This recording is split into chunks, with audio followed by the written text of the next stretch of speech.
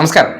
സുജയ പാർവതിയെങ്കിലും മേനോൻ മുഖ്യമന്ത്രിയുടെ നാക്കുകൊണ്ടുള്ള തള്ളലിനെതിരെ ഒന്ന് ശബ്ദമുയർത്തിയല്ലോ. സന്തോഷമായി. കാര്യം നമ്മുടെ നാട്ടിലെ ചാനൽ മുറികൾക്കുള്ളിൽ മഹിളാ കോൺഗ്രസിൻ്റെ അവതാര ഘടകത്തിൻ്റെ പ്രസിഡന്റ് സെക്രട്ടറിമാരെയൊക്കെയാണ് നമ്മൾ പൊതുവെ കാണാറുള്ളത്.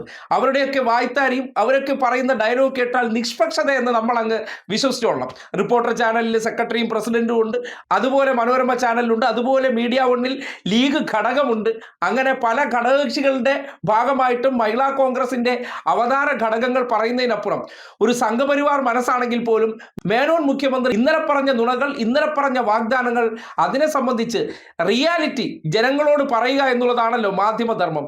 അത് അന്തസ്സായിട്ട് ചെയ്തു എന്ന് പറയേണ്ടി വരികയാണ്. ഇങ്ങനെ നടക്കൂ എന്നുള്ളത് ജനത്തിന് മനസ്സിലായ ദിവസം കൂടിയാണ്. ആര് വന്നാലും തങ്ങളുടെ നിത്യജീവിതത്തിൽ ഇടപെടാനുള്ള താല്പര്യം എത്രയാണ് എന്ന് ജനം നോക്കിയിരിക്കുകയായിരുന്നു. ആദ്യം തന്നെ ആ വിഷയം കൊണ്ടുവന്നു. അതിന് പ്രതിപക്ഷത്തിന് അഭിനന്ദനങ്ങൾ. പല വിഷയങ്ങളുണ്ട്, പക്ഷേ അതിൽ ഈ വിഷയം തന്നെ തെരഞ്ഞെടുത്തത് അത് സമീപകാലത്ത് നടക്കുന്ന ചർച്ചകളെല്ലാം കണ്ടതിന്റെ കൂടി അടിസ്ഥാനത്തിലാണെന്നാണ് ഞാൻ മനസ്സിലാക്കുന്നത്. ഇനി ഇന്ധന നികുതി വർധനവുമായി ബന്ധപ്പെട്ട് വന്ന വാദങ്ങൾ, അതിൽ കഴിഞ്ഞ LDF സർക്കാർ ഇന്ധന നികുതി കുറച്ചിട്ടില്ല എന്ന് പറഞ്ഞുകൊണ്ടുള്ള ഒരു വാദം വന്നിരുന്നു. അതായത് മുൻ സർക്കാർ അപ്പോൾ നികുതി കുറച്ചോ, അതിലിവിടെ പാനലിൽ പറഞ്ഞു പോവുകയും ചെയ്തു. മൂലം നിയമസഭയിൽ പറഞ്ഞ കാര്യം ഇന്ന് മറന്നുപോയതാണോ അതോ അങ്ങനെയൊന്നും ഉണ്ടായിട്ടില്ല എന്ന് പറഞ്ഞുകൊണ്ട് ധനമന്ത്രി തോമസ് ഐസക്കിന്റെ ആ മണ്ടത്തരം എന്നുള്ള ഭാഗം മാത്രം എടുത്തു പറഞ്ഞതാണോ? അപ്പോൾ ഭീമമായ വിലവർദ്ധനവ് നമ്മുടെ സംസ്ഥാനത്ത് ഓരോ കാര്യങ്ങൾക്കും ഉണ്ടായിട്ടുണ്ട് എന്നത് നമുക്കൊക്കെ വ്യക്തമായ കാര്യമാണ്. വാണിജ്യ സിലിണ്ടറിന്റെ വില 1883 രൂപയിൽ നിന്ന് ഒറ്റയടിക്ക് 3133 രൂപയായിട്ടാണ് കൂടിയിരിക്കുന്നത്. ഹോട്ടലുകൾ, പ്രത്യേകിച്ചും ഈ ഇന്ധനവില വർധന വന്നതിന് ശേഷം സിലിണ്ടറുകൾ കിട്ടാതിരുന്ന കാലത്ത് ആളുകൾ കൂട്ടത്തോടെ ഇതര സംസ്ഥാന തൊഴിലാളികൾ തിരിച്ചു മടങ്ങി പോകുന്നു. തൊഴിലാളികൾ ഇല്ലാത്ത അല്ലെങ്കിൽ അവർക്ക് പണിയില്ലാത്ത സാഹചര്യം, അങ്ങനെ പല ബുദ്ധിമുട്ടുകൾ നമ്മൾ കണ്ടതാണ്.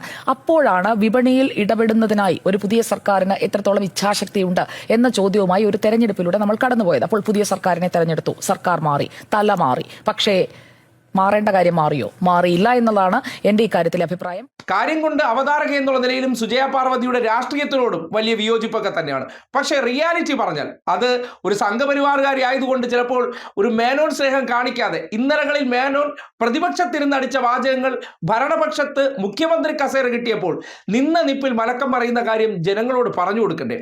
ജനങ്ങളെ പല കാര്യങ്ങളും ഇന്നലകളിൽ സംഭവിച്ചത് അവർ മറക്കട്ടെ. പുതിയത് പറഞ്ഞ് ഇന്നലകളിൽ പറഞ്ഞ ആളല്ല, പുതിയ ആളായിട്ട് മേനോനെ അവതരിപ്പിക്കുമ്പോൾ ഒരു കാര്യമുണ്ട്, പറഞ്ഞ വാക്കാണ് വ്യക്തിയെ അടയാളപ്പെടുത്തുന്നത്. ഇന്നലകളിൽ പറഞ്ഞതൊക്കെയും അത് ക്യാമറകൾക്ക് മുന്നിൽ നിന്ന് ഞങ്ങൾ സ്കോർ ചെയ്യാൻ പറഞ്ഞ ഡയലോഗാണ്. അതിനപ്പുറത്തേക്ക് ആ സർക്കാർ ചെയ്തുകൊണ്ടിരുന്ന പ്രവർത്തനങ്ങളെല്ലാം ശരിയായിരുന്നു എന്ന് ഇന്നത്തെ സതീശന്റെ നിലപാട് കൊണ്ട് തെളിയിക്കുകയാണ്. അതായത് നികുതി കുറയ്ക്കുന്നത് മണ്ടത്തരമാണെന്ന് പറയുമ്പോൾ ഇന്നലകളിൽ സർക്കാർ നികുതി കുറയ്ക്കാതിരുന്നത് ശരിയാണോ തെറ്റാണോ?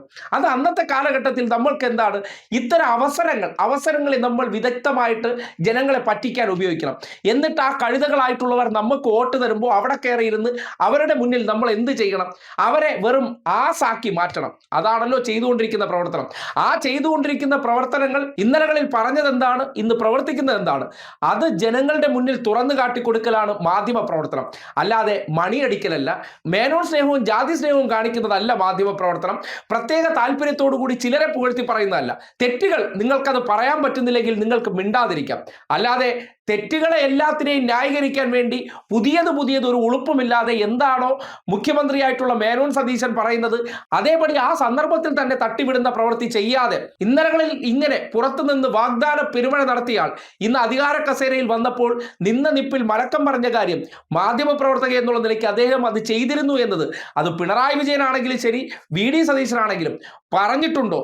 ചെയ്തിട്ടില്ല എന്ന കാര്യം ബോധ്യപ്പെടുത്തേണ്ടത് ഈ നാട്ടിലെ മാധ്യമങ്ങളുടെ ഉത്തരവാദിത്തമാണ്. അത് ഒരു സംഘപരിവാർ മനസ്സുള്ള സുജയ പാർവതിക്കെങ്കിലും തോന്നിയതുണ്ട്. അവർ അല്ലെങ്കിൽ അവരുടെ രാഷ്ട്രീയത്തോട് വിയോജിപ്പുണ്ടെങ്കിൽ പോലും പറഞ്ഞൊരു വസ്തുത ജനം കേൾക്കേണ്ടതുണ്ട്. അതുകൊണ്ട് തന്നെയാണ് സത്യസന്ധമായിട്ടുള്ള മാധ്യമ പ്രവർത്തനം ചില സന്ദർഭങ്ങളിൽ സുജയ നടത്താറുണ്ട് എന്ന് പറയേണ്ടി വരുന്നത്.